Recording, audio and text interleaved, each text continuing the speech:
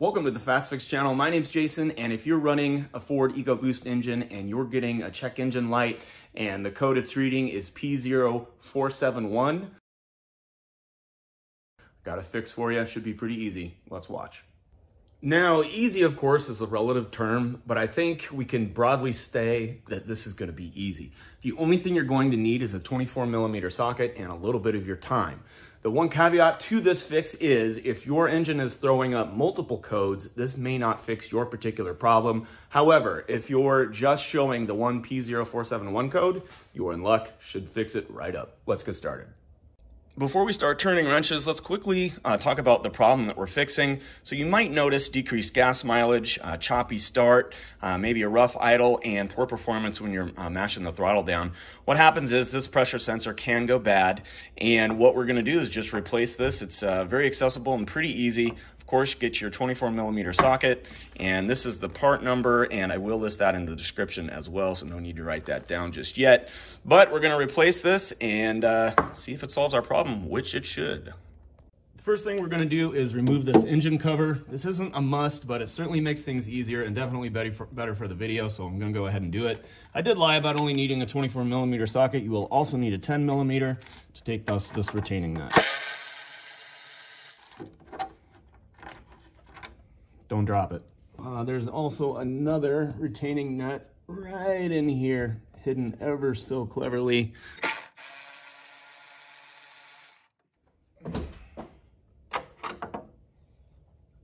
There she is. After you've removed that nut, go ahead and remove the oil cap, and the cover should pop right off. All right, now that all the nuts are removed and we're relatively certain there's no more hidden ones anywhere, you can just lift up and pull this off. For good measure, make sure you reinstall the oil cap, and in fact, you may have not even needed to pull this off. In older models, you did have to pull it off, but on this one, I think it would have slid right through. All right, let's get to the good stuff. Here's what we're gonna be changing right here. So you can see there's a wire connector, of course. We'll pop that off. Then unbolt this and replace it with the new one. Should fix it right up. All right, in order to disconnect the harness here, see this little white clip? Just push that or pull that up, then just kind of walk this cap off. Should come right out. All right, so if you've got access to an impact gun, go ahead and put that bad boy right on there and rip it on out. I'm kidding, do not use an impact gun. Joke. All right, enough fun and games. Let's get this thing out of there. Your standard size socket will not work. You must use an extended socket. All right. I'm telling you guys what, being a YouTube creator, it's not all money, booze, and women.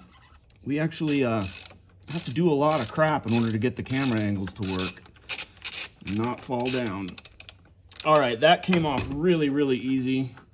You probably just, yep. Came right out of there. So let's take a look at this.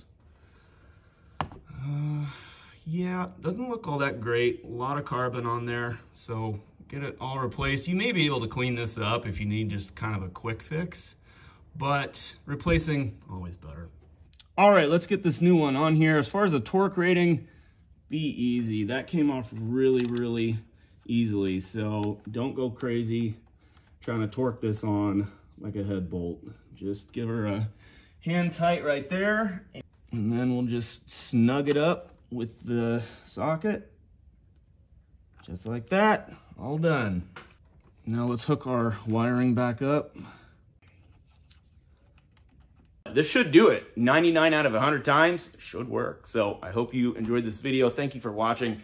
If you could, please like and subscribe. It makes a world of difference to me. Appreciate it. Have a great day.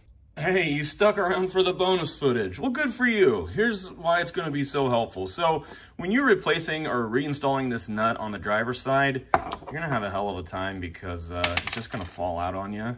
And it's pretty narrow, so getting your hands down there to just cinch it on, not very easy. So what I do, just take a shop towel, honestly, just grab a little bit and put it around the nut. Oop. Put this guy back on. And voila, will not fall out. All right, hope that was worth it. Take care.